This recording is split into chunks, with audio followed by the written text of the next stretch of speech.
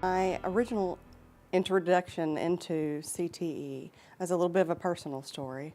I'd worked as a nurse and have been a nurse for about 15 years. And then when we had our baby, my position actually dissolved. And I got a phone call. Hey, there's an ad in the paper. Thought you might be interested in it. So I looked at it, and it was an advertisement to teach. And I thought, well, that's what I do every day.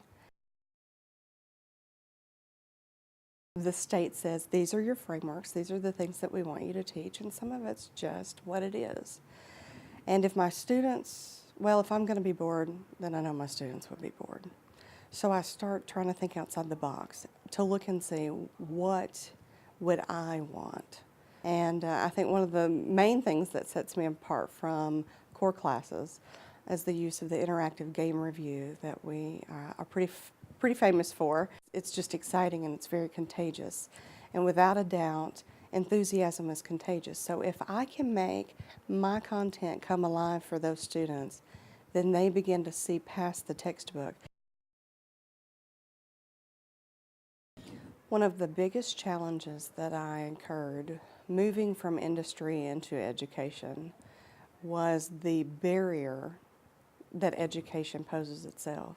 And I found myself being compared to other educators who felt like CTE is subpar. And I realized that I had to show we're just as valuable as those core classes are. And that's been an incredible battle to fight. Our youth need people who will believe in them, because most oftentimes they don't believe in themselves. They don't see the power and the capabilities that they possess.